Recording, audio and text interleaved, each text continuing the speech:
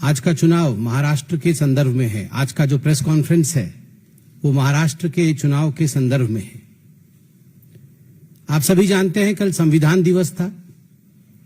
संविधान दिवस के उपलक्ष्य पर जिस प्रकार से मल्लिकार्जुन खड़गे जी ने अपने कार्यालय, कांग्रेस के कार्यालय में भाषण देते हुए उन्होंने ईवीएम को कोसा है और जिस प्रकार उन्होंने कहा है कि ईवीएम हटाना है और बैलेट पेपर को फिर से लेकर आना है, उस विषय में आज यह प्रेस कॉन्फ्रेंस हो रही है। मल्लिकार्जुन जी ने कहा है कि हमें ईवीएम को साइड में रखना है। मल्लिकार्जुन जी, आप ईवीएम को साइड में रखिए या ना रखिए, मगर जनता ने कांग्रेस पार्टी को तो साइड में रख दिया है। इसमें कोई दोमत नहीं है कि आज किसी भी राज्य में कांग्रेस साइड में है। Congress has been sidelined in the election of literally every state. Even in Jharkhand आज कांग्रेस पार्टी भारतीय जनता पार्टी के पीछे है। महाराष्ट्र में तो नेस्तनाबूत हो गई है। मात्र 16 सीटें लेकर कांग्रेस पार्टी महाराष्ट्र में आई है, जहां महायुति की प्रचंड जीत हुई है। वही कांग्रेस पार्टी आज महाराष्ट्र में एक तरह से उसका सफाया हुआ है।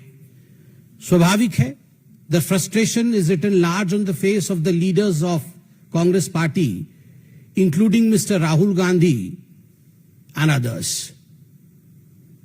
मल्लिकार्जुन खड़गे जी ने कहा कि हमें ईवीएम कतई नहीं चाहिए। मल्लिकार्जुन जी, राहुल गांधी जी, आपको ईवीएम नहीं चाहिए, आपको जुडिशियरी भी नहीं चाहिए। आप तो बता रहे थे जुडिशियरी का काम भी हमें करना पड़ रहा है, वो नहीं कर रहे हैं। आपको इलेक्शन कमीशन भी नहीं चाहिए, आपको ईडी भी नहीं चाहिए, सीबीआई भी नहीं चाहिए, आपको भारत सरकार भी नहीं चाहिए क्योंकि ये तो अच्छी सरकार नहीं है। आपको कुछ नहीं चाहिए, तो मुझे लगता है आपके लिए सर्वोच्च स्थान और उपयुक्त स्थान मंगल ग्रह है। कोई नहीं है वहां, ना जुडिशरी है, ना ईडी है, ना सीबीआई है, वहां ईवीएम मशीन भी नहीं है, इलेक्शन कमीशन भी नहीं है। वहीं जाइए, वहां बिल्कुल आप शहजादे जी को कुर्सी पर बैठाइए और आनंद से रहिए। मुझे बड़ा आश्चर्य हुआ, मल्लिकार्जुन खड़गे जैसे एक सीनियर पॉलिटिशियन ने कल एक वाक्य कहा कि एससी, एसटी और ओबीसी और गरीबों के जो वोट है वो ईवीएम के कारण खराब हो रहे हैं। क्या सोचते हैं मल्लिकार्जुन जी और कांग्रेस पार्टी कि जो अनुसूचित जाति के लोग हैं, जो अनुसूचित जनजाति के लोग हैं, या जो एसटी लोग हैं, जो ओबीसी हैं, अदर बैकवर्ड क्लास है, उनको ईवीएम में वोट करना नहीं आता? वो इतने अनपढ़ हैं और इतने समझ भी उनको इतनी नहीं है कि वो ईवीएम में किस प्रकार वोट कर सके, बटन कहां दबाना है, कैसे दबाना है, वीवीपैट उसमें निकलता है, उसे देखना है, वेरीफाई करना है। Just because they are SC, ST, OBC and poor, they do not know how to use EVM. ये एक इंसल्ट है। ये कहीं ना कहीं SC, ST और OBC समाज के प्रति एक बहुत बड़ा इंसल्ट है, एक बहुत बड़ा धक्का है। और मैं ये एक्सपेक्ट नहीं कर रहा था। मुझे नहीं लगता था कि मल्लिकार्जुन खड़गे जैसा सीनियर व्यक्ति इस प्रकार के वाक्य का प्रयोग करेगा। मल्लिकार्जुन जी का यह भी कहना था कि हम तो बैलेट पेपर किसी भी कीमत पर लेकर आएंगे और ईवीएम मशीन जो है वो नरेंद्र मोदी और अमित शाह जी के घर पे रख दीजिए। मोदी जी और अमित शाह जी के घर पे ईवीएम मशीन रख दीजिए, हम बैलेट पेपर लेके आएंगे। खड़गे जी, राहुल जी, मोदी जी के घर में ईवीएम मशीन है। E for energy, V for विकास, एम फॉर मेहनत। मशीन की तरह मोदी जी काम करते हैं। He works like a machine and he has EVM.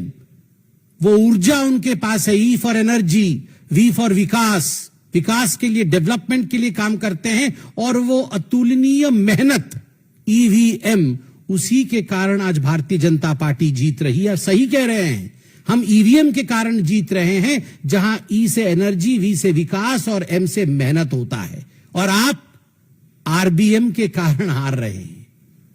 RBM का अर्थ है राहुल्स बेकार मैनेजमेंट। हम ईवीएम के कारण जीत रहे हैं, आप आरबीएम के कारण हार रहे हैं। खराबी मशीन में नहीं है, खराबी लीडरशिप में है।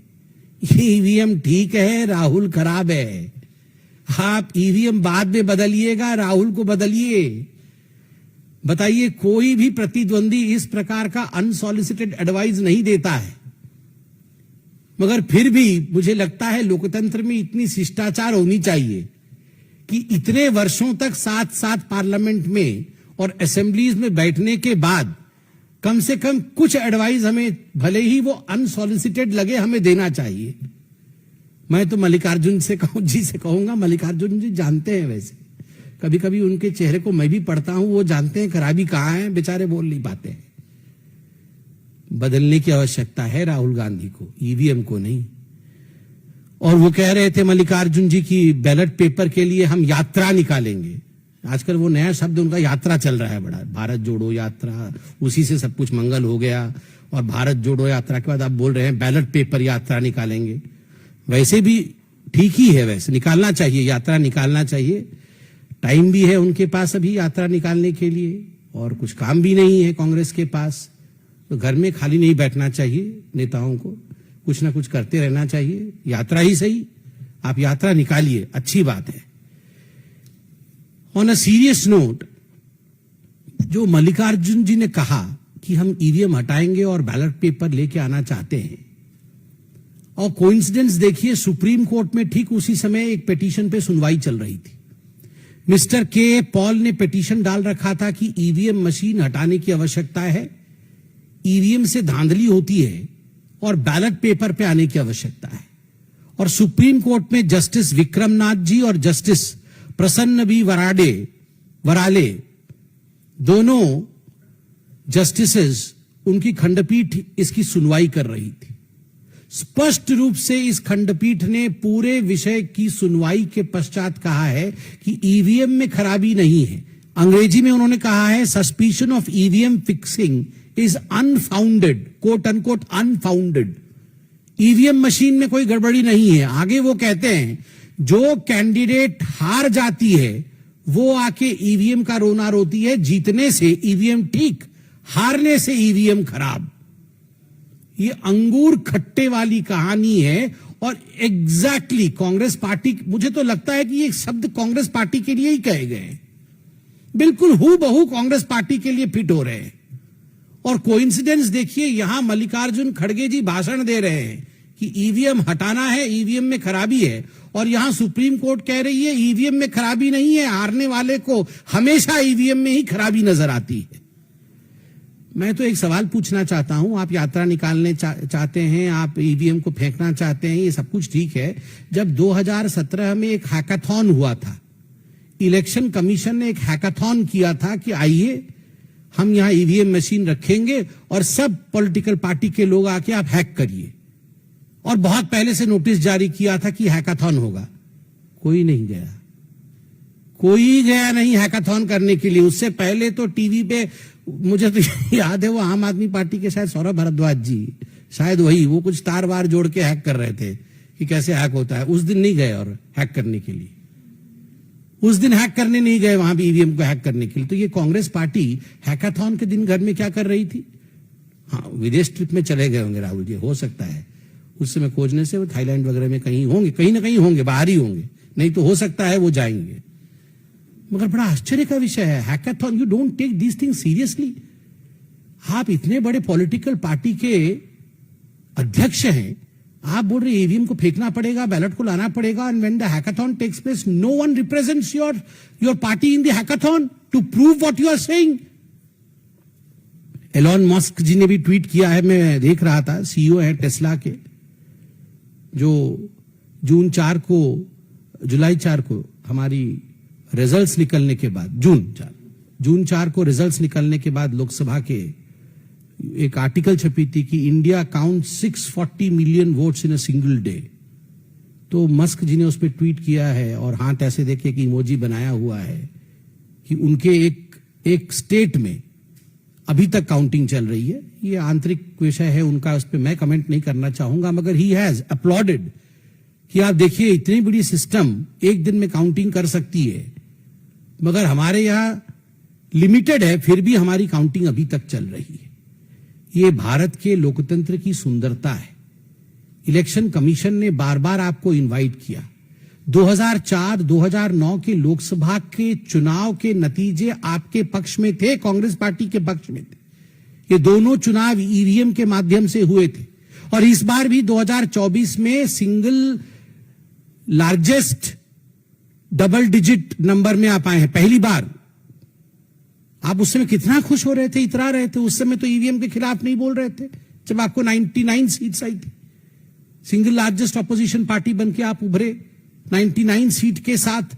उस समय तो सब कुछ ठीक था। और बाकी राज्यों में जब आप चुनाव जीतते हैं उस समय ईवीएम खराब नहीं होता है। मुझे तो बड़ा आश्चर्य लगता है कि आपने हेमंत सोरेन जी के और जेएमएम के जीत को भी कुंद करने का काम किया है। ये अलायंस धर्म नहीं है।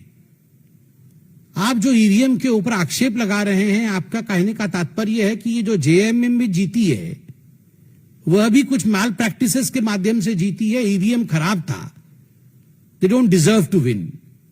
मुझे लगता है ये अलायंस नीति नहीं है, जहां आप खुद अपने अलायंस पार्टनर के ऊपर इस प्रकार हमला करते हैं। बार बार मैं कहता हूं, मशीन में खराबी नहीं है, व्यक्ति और लीडर में खराबी है। जब तक राहुल जी रहेंगे ऐसा ही चलता रहेगा। कोई सवाल हो तो अवश्य पूछे। सुप्रीम कोर्ट ने जब इस तरह की फटकार भी लगाई थी, जिस तरह जो सामने आई, उसके बावजूद हम देख रहे हैं कि ईवीएम पर अभी भी कांग्रेस और उनके दल अपने रुख पर आने हुए। तो क्या आपको लगता है कि ये कार्यकर्ताओं को निराशा से बचाने के लिए ऐसा कह रहे हैं, या फिर क्या उनकी रणनीति हो सकती है, रणनीति जो कि वो लगातार कर रहे हैं यहाँ पर? क्या रणनीति हो सकती है और क्या बोलेंगे लोगों को? सब कार्यकर्ता कांग्रेस पार्टी के जानता है, सब जानते हैं कि राहुल गांधी से नहीं हो पाएगा। ये कौन नहीं जानता है? मैं भी जानता हूं, वो कार्यकर्ता भी जानता, हमारे सारे कार्यकर्ता जानते हैं।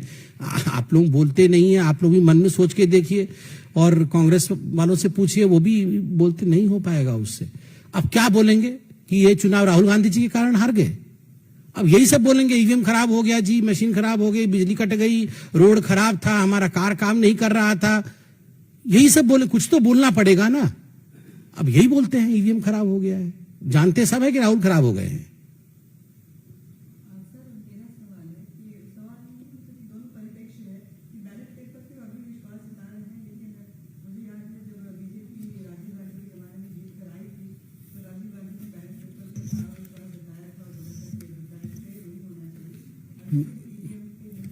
मैं तो वो स्टेटमेंट भी लेके आया हूं राजीव गांधी जी का।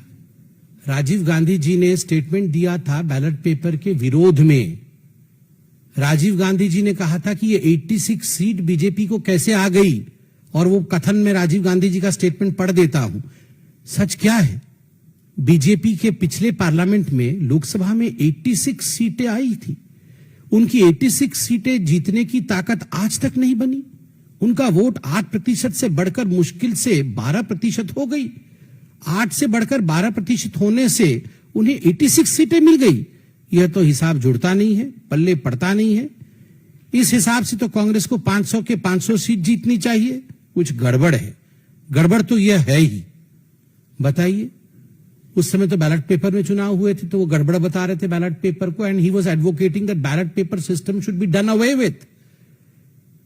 पिताजी बोले बैलेट पेपर खराब, बेटे जी बोले ईवीएम खराब। वाह, मतलब राजशाही वापस ले आए और उसके बाद बस मुकुट पहना दे इनको। बस एक वहां पीछे पर सिंहासन रख के, आइए जी आइए महाराज शहनशाह जी बैठ जाइए, आप मुकुट पहना दें।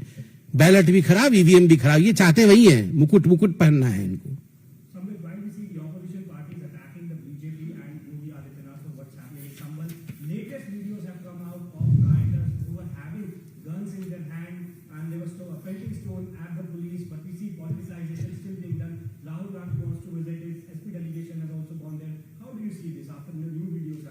So it's a sensitive issue. It's a very sensitive issue. And I would wait for the investigation to be complete. I would, in fact, appeal to everyone that no one should politicize the issue. Because whatever we are seeing today, these are recorded.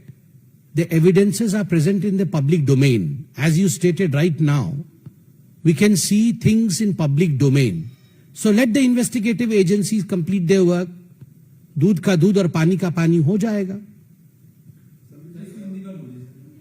देखिए, जहां तक आपने संभल के विषय में सवाल पूछा है, मेरा बड़ा स्पष्ट मानना है कि इस पर किसी प्रकार की राजनीति नहीं, इस पर इन्वेस्टिगेशन चल रही है और हम सबको इन्वेस्टिगेशन के नतीजे का इंतजार करना चाहिए.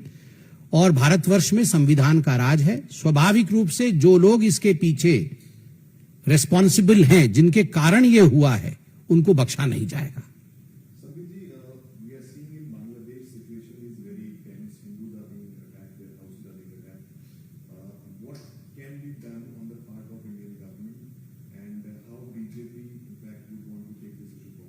See, as far as Bangladesh and as far as arresting of a monk also, a revered monk also in Bangladesh is concerned, the foreign ministry has issued a statement, has given a statement to which Bangladesh also has reacted. I believe as a political party, I would refrain from making any statement since the government of India has already made a statement. We ditto the stand of the government of India.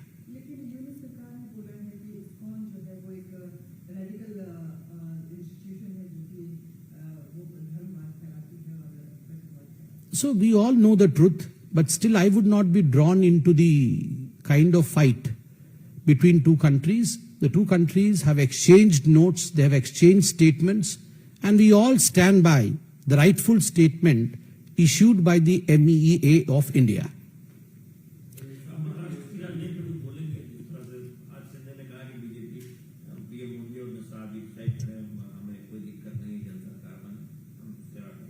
देखिए, यह विषय महायुति का है, उनके बीच meeting का है. उस विषय से मैं अनभिज्ञ हूं. स्वाभाविक रूप से वो मैंडेट मेरे पास भी नहीं है कि मैं उस पर कमेंट करूं. मैंने भी अभी माननीय शिंदे जी के प्रेस कॉन्फ्रेंस को सुना. शिष्टता, शालीनता और भद्रता के शब्दों को उन्होंने बहुत अच्छे से पिरोया है. हम सब ने सुना है. और इस विषय पे जब तक बैठक इत्यादि नहीं होती है, मुझे लगता है हम अभी इस विषय से अनभिज्ञ हैं.